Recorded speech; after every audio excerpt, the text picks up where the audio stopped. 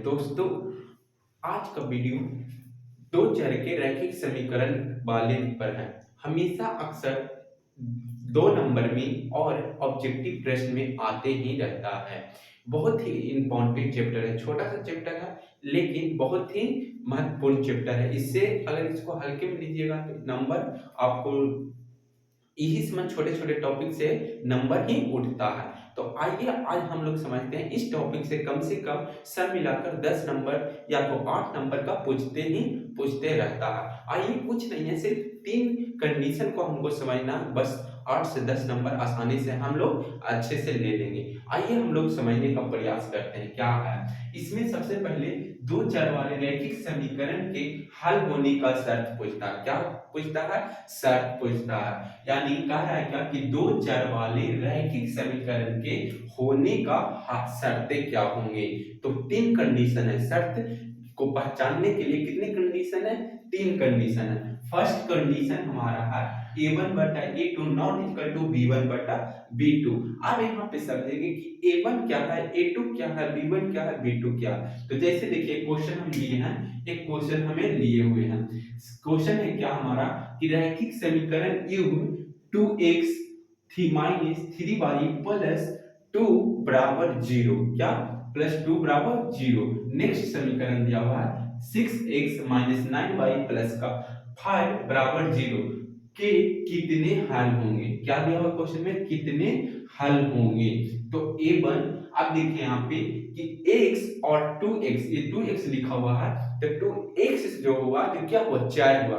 चर उसको कहते हैं जिसका मान बदलता हो। यानी एबीसीडी वाले जितने लेटर होते हैं वो क्या होते हैं? चर होते हैं। ज्यादातर मैथ में प्रयोग होते हैं ए बी सी डी, चार इधर प्रयोग होते हैं और एक्स वाई जेड ज्यादातर प्रयोग होते हैं। ये सब क्या है? चर है। अच्छा, जो काउंटिंग गिनती जो हम करते हैं यानी 2 3 4 10 15 ये क्या है? अचर संख्या, अचर संख्या है। तो इसमें इसको बोलेंगे 2, इसका अचर हुआ। जो x का गुणांक, आप गुणांक किसको कहेंगे? जो चर के आगे जो संख्या होती है उसी को गुणांक कहते हैं। अगर हम पूछे कि x का गुणांक कितना है तो इसमें 2 है। क्या है? 2 है। y का गुणांक माइनस का 3 है। यहां तक समझ में आया? यानी a1 का मान x के आगे वाला क्या है? 2 है। b1 का मान y के आगे वाला माइनस का 3 है। c1 का मान c1 2 है। कितना है? 2 है। और a2 का मान यहाँ पे देखेंगे x के आगे कितना है? 6 है। और b2 के मान -9 है और c2 का मान बराबर 5 है। यहां तक आप लोग समझ में आ गया। अब आइए हम लोग कंडीशन पे चलते हैं। कहां पे चलते हैं? कंडीशन पे चलते हैं। कंडीशन क्या कह रहा है? ये 3 ही कंडीशन है। अगर 3 कंडीशन हम अच्छी तरह से समझ जाएंगे तो आसानी से हम प्रश्न को हल कर सकते हैं। पहला कंडीशन हमारा कह रहा है कि a1 बटा a2 not equal to b1 बटा b2। यानी कहने का मतलब कि a1 बटा a2 b1 बटा b2 के बराबर नहीं होगा। तो क्या क्या इसमें होंगे? तो पहला तो समीकरण कैसा होगा? संगत होगा। कैसा होगा? संगत होगा। दूसरा है अगर इस टाइप का इस कंडीशन को मानता है वो समीकरण तो इसमें एक हल होंगे। केवल कितने हल होंगे? एक हल होंगे। अगर a1 बटा a2 not equal to b1 बटा b2 हो तो क्या होंगे? एक हल होंगे। कितने हल होंगे? एक हल होंगे। और यह अद्वितीय भी होगा। क्या होगा? अद्वितीय होगा। और इसका ग्राफ प्रतिच्छेदी होगा। ग्राफ कैसा होगा? प्रतिच्छेदी। प्रतिच्छेदी करने का मतलब कि क्रॉस एक दूसरे को ग्राफ काटेगी। क्या करेगी? काटेगी। यानी प्रतिच्छेदी होगा। ये पहला कंडीशन है। अगर ये पहला कंडीशन समझ में आ गया, इसके पहला कंडीशन को फिर समीकरण ऐसा हो, समीकरण का पहला कंडीशन इस प्रकार हो तो उसमें क्या क्या होंगे? पहला होंगे संगत होगी, केवल एक हल होंगे और यह द्वितीय भी होगी। इसका ग्राफ कैसा होगा? प्रतिच्छेदी होगा। आई होप यहां तक समझ में आ गया होगा। आइए नेक्स्ट कंडीशन पे। नेक्स्ट कंडीशन अगर इस टाइप का हो a1 बटा a2 बराबर b1 बटा b2 बराबर c1 बटा c2 हो तो समीकरण संगत होगी। क्या होगी? संगत होगी। और इसमें अनंत हल होंगे, यानी एक से अधिक हल होंगे, अनगिनत हल होंगे, अनेक हल होंगे। कैसा होंगे? अनंत हल, अनेक हल होंगे। कितने हल होंगे? अनेक हल होंगे। इसका ग्राफ समपाती होगी। क्या होगी? समपाती होगी। अगर समीकरण इस कंडीशन को मानता हो। किस कंडीशन को? इस कंडीशन को a1 बटा a2 बराबर b1 बटा b2 बराबर c1 बटा c2 हो, तब समीकरण संगत होगी। कैसा होगी? संगत होगी। इसका हल अनेक होगा, अनेक होगे, अनगिनत होगा, एक से अधिक होगा। अनेक होंगे, क्या होंगे? अनेक होंगे। इसका हल अनेक होंगे। ग्राफ कैसा होगा? समपाती होगा, अगर इस कंडीशन को समीकरण मानता हो तो। अब सेकंड थर्ड कंडीशन हमारा है a1 बटा a2 बराबर b1 बटा b2 not equal to c1 बटा c2, तो समीकरण असंगत होगी। क्या होंगी? असंगत होगी।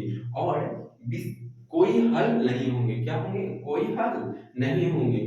सी में समानांतर, इसका ग्राफ कैसा होगा? समानांतर होगी, एक दूसरे को नहीं काटेगी। यह समानांतर क्यों होगी? फर्स्ट समीकरण और सेकंड समीकरण को हल करेंगे तो इसका ग्राफ कैसा होगा? समानांतर। ग्राफ कैसा खिंचाएगा? इसका समानांतर होंगे, अगर इस कंडीशन को समीकरण मानता हो तो। पहला असंगत होगी, दूसरा में कोई हल नहीं होगा, लेकिन इसका ग्राफ समानांतर होगा। आइए इस क्वेश्चन को हम एक क्वेश्चन है उससे समझते हैं। अब देखिए दिया हुआ है क्वेश्चन कि रैखिक समीकरण के युग्म 2x - 3y प्लस का 2 बराबर 0, और दूसरा समीकरण है इसमें 6x - 9y प्लस का 5 बराबर 0 के कितने हल होंगे। हमको पता नहीं है, लेकिन हमको तो ये शर्त अच्छी तरह से समझ में आ गया है, तो इस शर्त के अनुसार चलते हैं। तो इस शर्त के अनुसार a1 बटा a2, तो a का मान 2 हुआ, a2 का मान 6 हुआ, बराबर b1 बटा b2 -3 हो गया, और b2 का मान -9 हो गया। c1 बटा c2 यानी 2 बटा 5 हो गया।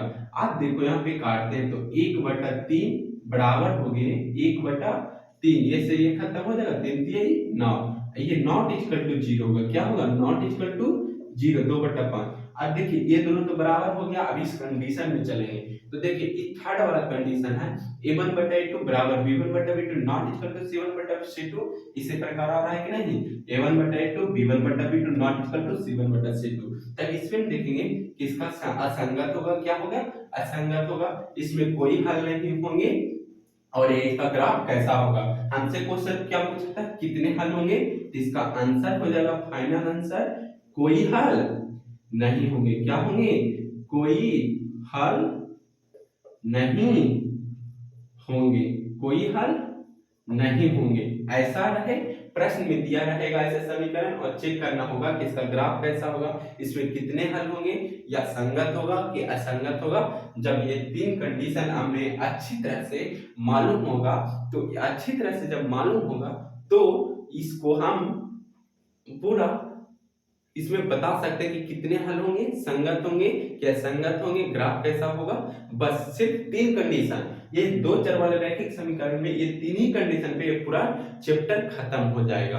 अगर ये तीन कंडीशन अच्छी तरह से हमें याद हो गया तो 8 से 10 नंबर कोई नहीं रोकेगा। आई होप आप लोग को समझ में आ गया होगा, तो अपने दोस्तों के साथ जरूर शेयर कीजिएगा। Thank you, all the best.